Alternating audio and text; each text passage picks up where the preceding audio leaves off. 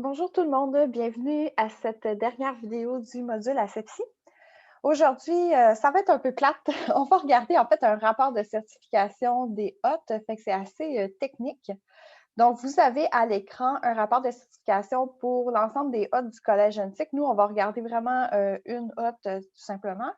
Les hôtes qu'on va suivre, on va appeler ça des hôtes biologiques et ils vont suivre une norme très particulière qu'on appelle la norme NSF standard 49. Donc, pourquoi on parle de ça? C'est vraiment parce qu'à chaque fois qu'un évaluateur va venir dans votre laboratoire, ce n'est pas vous qui allez faire la certification. Par contre, vous allez devoir contresigner cette certification-là. Et donc, c'est votre responsabilité de comprendre le rapport de certification puis de vous assurer qu'il est vraiment exact. Donc, vous demandez cette norme et voici le rapport que vous allez recevoir et donc que vous allez contresigner. Donc, on va regarder pour une hôte en particulier, une hôte de classe 2 type A2, donc comme on a déjà parlé.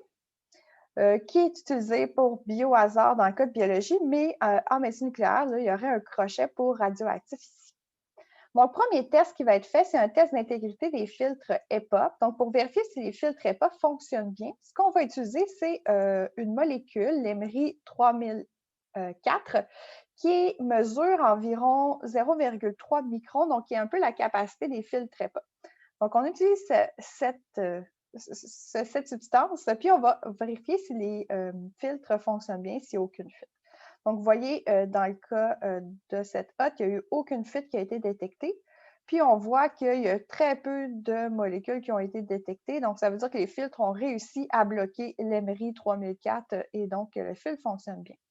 Donc, ça, c'est pour le filtre EPA d'alimentation. Vous avez ensuite le filtre EPA d'évacuation qui est fait avec la même substance, puis on a le même résultat, aucune fuite, puis aucune pénétration de la molécule dans la hotte. Donc, c'est une bonne nouvelle.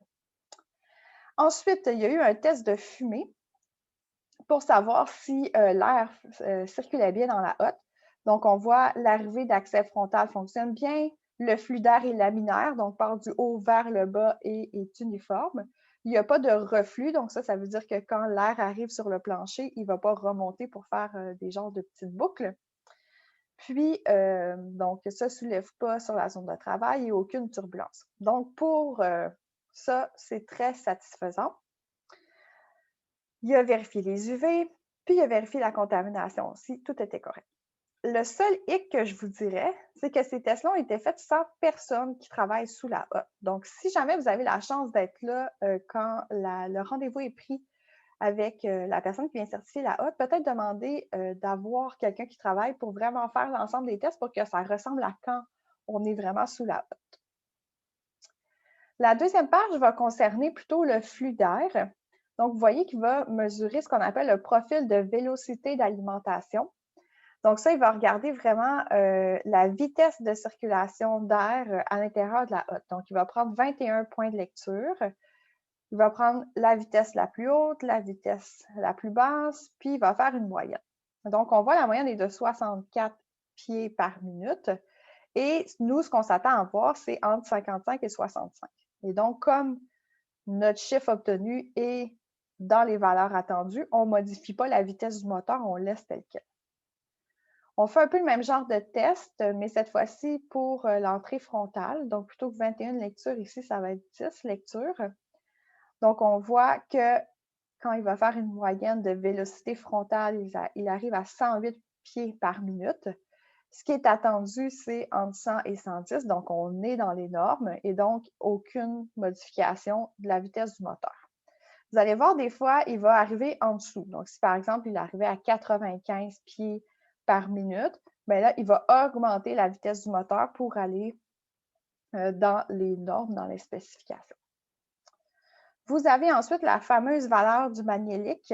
Donc ici, on le voit bien. Le magnélique, je vous rappelle que c'est la pression différentielle de part et d'autre du filtre EPA.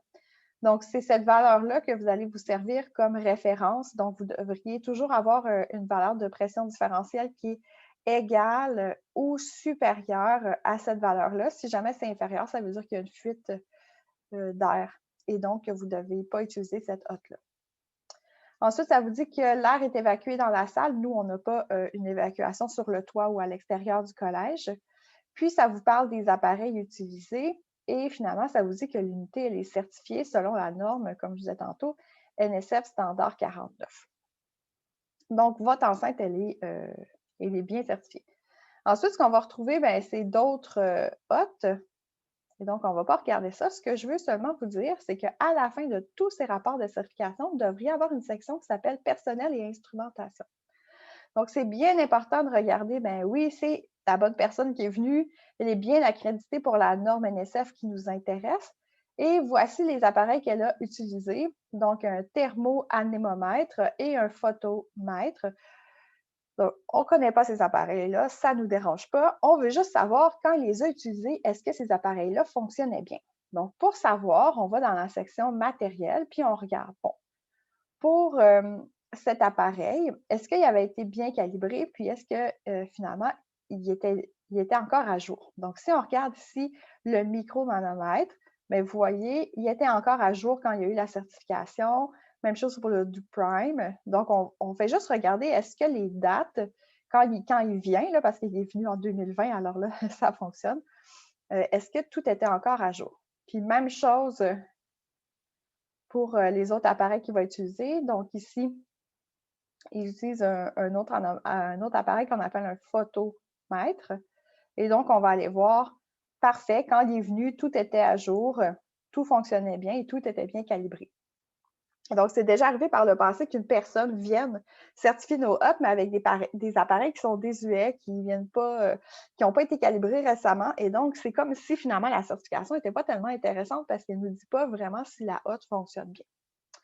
Donc, ça fait pas mal le tour. Vous avez à garder cette documentation-là selon votre norme pour 5 ans. Et cette certification-là doit être faite à chaque année. Donc, à chaque année, vous devez faire venir un professionnel pour faire vérifier vos hottes. Si jamais vous avez à déplacer la hotte ou à défaire des branchements, et donc là, elle doit être recertifiée à nouveau. Si vous changez quoi que ce soit à l'intérieur de la hotte, donc en médecine nucléaire, vous avez peut-être vu qu'il y a un puits d'activimètre. Donc, ils ont fait creuser, percer le plancher de la hotte. Mais il faut faire certifier avec tout ce matériel-là à l'intérieur parce que c'est vraiment avec ce matériel-là et dans les conditions de travail habituelles qu'on va voir si notre hotte fonctionne bien finalement. Donc, c'est tout pour aujourd'hui. Bon laboratoire.